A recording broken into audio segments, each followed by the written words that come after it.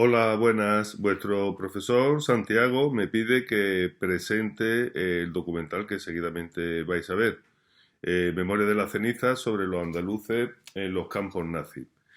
Deciros que, bueno, yo participé, tengo la satisfacción de participar en este documental como guionista, como asesor histórico y científico, antropológico también, y como entrevistador, ¿no?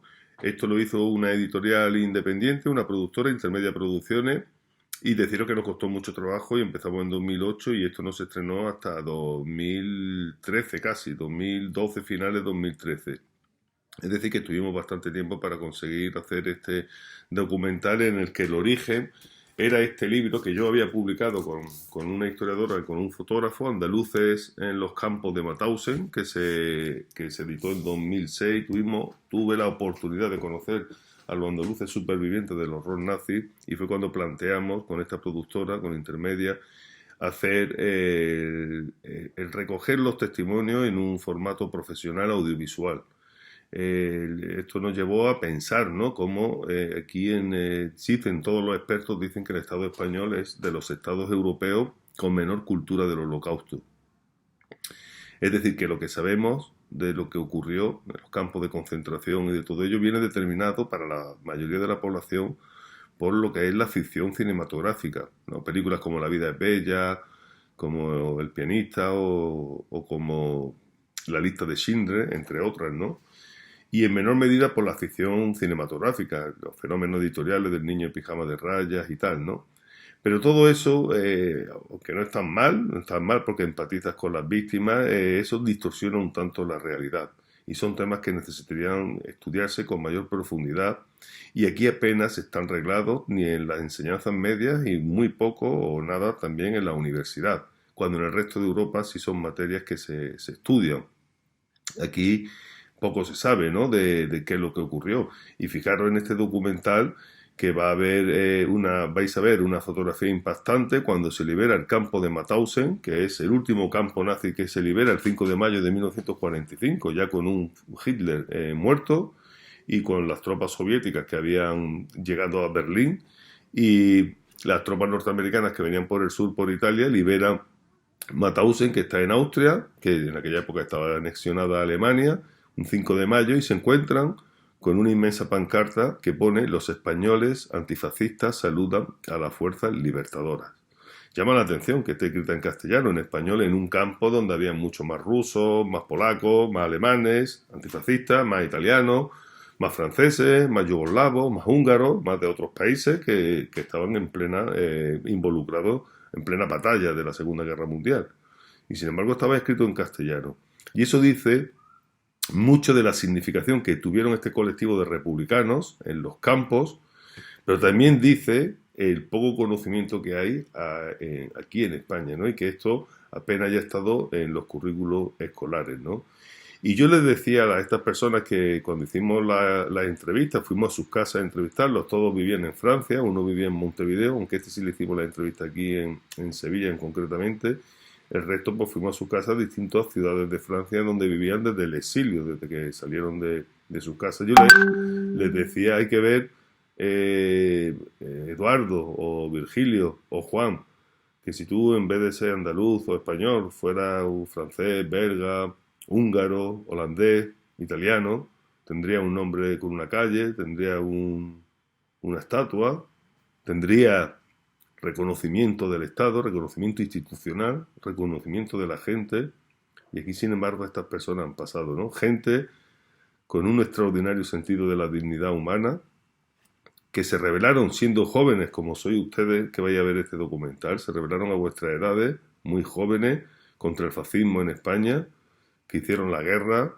marcharon a Francia, fueron metidos en campos de concentración, fueron utilizados como mano de obra esclava. Cuando Alemania invade Francia, los cogen, los meten en campos y Hitler le dice a Franco: ¿qué hago con estos españoles? La respuesta del gobierno español, de Franco, como máximo responsable, fue: no son españoles, haz lo que quieras. Y fueron enviados a campos de exterminio. Mauthausen principalmente y otros, no eran campos que se fuera a redimir una pena, eran campos de no retorno, campos donde ideados para degradar la condición humana hasta las cotas más inimaginables. Y los españoles llevaban cosido en el pecho un triángulo azul, con la S de España. ¿Y por qué lo llevaban azul? Los judíos llevaban la estrella de David, de color de amarilla. Los presos políticos o opositores antifascistas llevaban el triángulo rojo. Los de homosexuales llevaban el triángulo rosa. Los de delito común llevaban el triángulo verde. Los gitanos llevaban el triángulo marrón. Y los indigentes llevaban un triángulo negro, etcétera. Todos los distintos colectivos que fueron susceptibles de ser exterminados por el régimen nazi. Los españoles llevaban el azul porque designaba a los apátridas, porque el dictador español los consideró como que no tenían nacionalidad y fueron allí. Y a pesar de todas esas circunstancias fue un colectivo muy admirado que mantuvo, dentro de la medida de lo posible, mantuvo las condiciones de mantener el sentido de la dignidad humana hasta el final, ¿no? Y fueron los principales que se involucraron en la resistencia interna contra los nazis y que ayudaban a enfermos, robaban armas, robaban comida, etcétera, ¿no? Y fue un colectivo que para el resto de colectivos de los campos de concentración, todos tienden a decir que el colectivo de republicanos españoles era el que condensaba mayor admiración por el resto.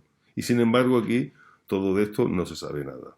Apenas se ha sabido nada. Entonces me gustaría que este debate que pueda propiciar esta película, este documental que vais a ver, que no lo penséis que es una lección de historia. Es historia, pero va mucho más allá. Tiene mucho de ética, tiene mucho de filosofía, tiene mucho del sentido de la vida que tenemos. Porque ellos hicieron un juramento, todo esto, los que vais a ver, que ya han muerto todos, hicieron un juramento que se llama Juramento de los Supervivientes de Mauthausen, en el que dicen que dedicarían toda su vida a testimoniar los horrores que vieron y para tener presente a tantos millones de personas que fueron inmoladas por la causa del fanatismo racista. Ellos nos legaron un grito, que es el de nunca más para crear un mundo libre, un mundo de personas, de hombres y de mujeres libres que puedan vivir en paz. Y eso en parte es el origen de Naciones Unidas y de la Carta de los Derechos Humanos. Sin embargo, ¿en qué mundo vivimos hoy? Por eso ellos cuando hablaban no quieren que se entiendan como una historia del pasado. Y a ellos les gusta que estos documentales se pongan en los institutos. Ellos me decían cuando hacíamos las entrevistas, dicen, nuestro testimonio está a punto de morir, porque eran nonagenarios cuando le hicimos las entrevistas. Tenían 80 y mucho o 90 y mucho algunos, ¿no? Y dicen, nosotros nos queda poco tiempo y cuando se vaya nuestra voz, necesitamos a los testigos. Y es la generación de jóvenes como ustedes la que tienen que ser testigos y mantener vivo el grito de alerta del nunca más. Estáis viendo lo que está pasando en el mundo, cómo los brotes de racismo, de odio por tener una pigmentación de color distinta, por ser de una cultura distinta, de homofobia, de machismo, cualquier tipo de discriminación, es una forma de fascismo por el que esta gente dieron las vidas. Por eso hay que estar alerta y por eso yo os invito a que hagáis con vuestro profesor un debate rico, sin prejuicios y que habléis pues, de todo lo que... Porque todo esto no es pasado, todo esto es presente y puede ser futuro también, ¿no? Son lecciones del pasado para el futuro. Nada, yo espero que sea un debate satisfactorio y a mí me tenéis a vuestra disposición siempre que queráis. Venga, pues muchos saludos y que sea provechoso. Gracias.